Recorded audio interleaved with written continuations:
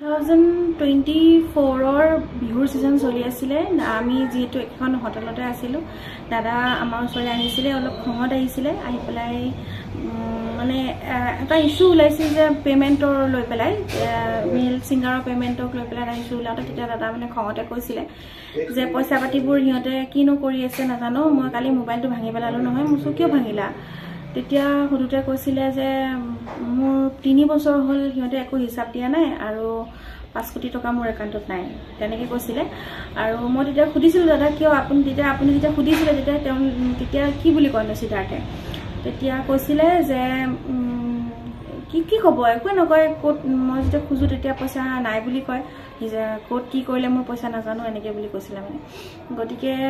সেই কথাটো দাদাই 2024 ৰ এপ্ৰিলতে গম পাইছিল পইচা খেলিমেলিটো যে কিবা এটা যে হৈ আছে অনুভৱ কৰিছিল দাদাই আৰু হেতু কাৰণে মোবাইলটো ভাঙি দিছিল মই সুধিছিল মোবাইলটো কি কৰিলে কৈছে ৰিপেয়াৰ কৰিব দিলো এনেকৈ কৈছে এতিয়া এনেকুৱা এটা কথাও হ'ব পাৰে হয়তো দাদাই পিছৰ ফাললৈ আৰু বেছি কথা গম পালে বা গুটেখিনি হয়তো গমও পাই গল আৰু গম পোৱাৰ পিছত হয়তো দাদাই কিবা ডিসিশনো ললে হয় হয়তো ষ্ট্ৰংলি কিবা এটা সেইবোৰো সাগে হেতে অনুভৱ কৰিলে সেইকাৰণে লাষ্টৰ ফাললৈ মানে এনেকুৱা হৈছিল দাদাক মানে এৰি দিয়া নিচিনা হৈছিল মানে বেছিকে খালেও খাওক মানে অকল ষ্টেজৰ সময়খিনিহে মানে তেওঁলোকে চাইছিলে বাকিখিনি সময় মানে ইমান মন দিয়া নাছিলে মানে অলপ ইগনোৰ কৰি আছিলে মানে হেতু বিহুৰ সময়তে হওক মানে আগতে জানেকে সিদ্ধাৰ্থ নিজে ইনভলভ হৈ পেলাই গোটে কথাখিনি দাদা কেয়াৰ লৈছিলে কিন্তু পিছৰ ফাললৈ মানে বেলেগক দায়িত্ব দি দিয়া মানে নিজে মানে হেতুত নাথাকে সাপোজ খানা খালে নে এনেকৈ বেলেগক খুদিব কিন্তু মানে নিজে সেই বস্তুটো কেতিয়াও দাদাক নিজে গৈ পেলাই সুধা মানে সেই ডিসটেন্স এটা হৈছিল মানে তেওঁলোকৰ মাজত মানে নিজে কেতিয়াও মানে দাদাক কেয়াৰ লোৱা নেদেখিলো মানে টেবলেট খাইছে নে নাই নুখুধে সেই বেলেগক দায়িত্ব দিব তেওঁ মানে তেওঁৰো মেনেজাৰ হ'ল মানে এনেকুৱা হৈ গ'ল মানে তেওঁ মানে ইমানে ডাঙৰ মানুহ হৈ গ'ল আজি তেওঁ 2014 তেওঁ সোমাইছে মই সোমাইছো মোতকে দুমাহ মানৰ আগত সোমাইছে কিন্তু তেওঁ আজি ইমান কোটি টকাৰ মালিক আৰু জুবিনদাৰ আজি একাউণ্ট চাবলৈ গলে চাগে পইচাই নাই গতিকে নিজে ঘৰ এটাও সপোনৰ বনাম ভাবি বনাব নোৱাৰিলে যোনজন ব্যক্তিয়ে ইমান কষ্ট কৰিলে অত বছৰে 52 ইয়াৰ্ছ 52 ইয়াৰ্ছতো নিজক ভাল ঘৰ এটা সপোনৰ ঘৰ এটা বনাব নোৱাৰিলে গতিকে ওৰ পৰা চানকাহি দৌৰ পৰা চানকাহি তেওঁলোকে খালি পইচা ক'ৰ পৰা মাৰিব পাৰো সেয়ে চিন্তা কৰি থাকিলে আৰু দাদাৰ পইচাবোৰ এনেধৰণে তেওঁলোকে এই খেলিমেলিবোৰ কৰি থাকিলে মানে আৰু লাষ্টলৈ দাদাই গম পাইছিলে এটো আমাৰ আগতো প্ৰকাশ কৰিছিলে 2024 বিহুৰ টাইমতে হেতু সিজনতে কৈছিলে অহাৰ পিছত সবে খাই ভয় খাব পাৰে হেতু গম পায় হয়তো দাদাই মানে এনেকুৱা হৈছিল তেওঁলোকক লৈ পেলাই অতিষ্ঠ এটাও হৈ গৈছিল আৰু মই শুনাত মানে মোক বাজনীও কৈছে যে মানে হয়তো এই ব্যৱহাৰবোৰ বেলেগক যে কৰে সেইবোৰো বহুত গম পাইছে আৰু এইবোৰ ভিডিঅ খেলিমেলি কথাও গম পাইছে গম পাই পেলাই মানে সিঙ্গাপুৰৰ পৰা আহি পেলাই দাদাই মানে কিবা এটা মই কথা পাতিম সিহঁতৰ লগত কিবা এটা ডিসিশন লম এনেকৈ মানে সেইখিনি কথা মানে দাদাই ব্যক্ত কৰিছিল সেই বাজনীৰ আগত পৰা কিবা বুলি তেওঁ মোৰ লগত পাতিছিলে তেতিয়া কৈছিলে গতিকে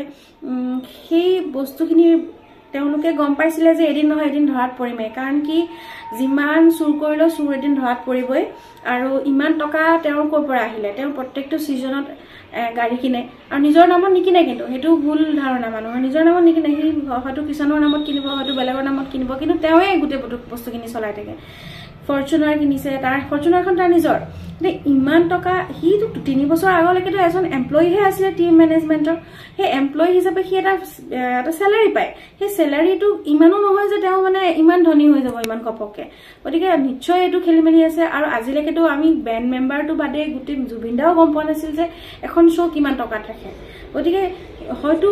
সেই গুটি বস্তুটো মানে অকল তেওঁ অক্টোপাছৰ নিচিনাকে গোটেই ফিল্ডখিনিত হাত দিছিলে প্ৰপাৰ্টি তেওঁ চাইছিলে দাদাই ঘৰ বনাইছে হেতু চাইছিল তেওঁলোকে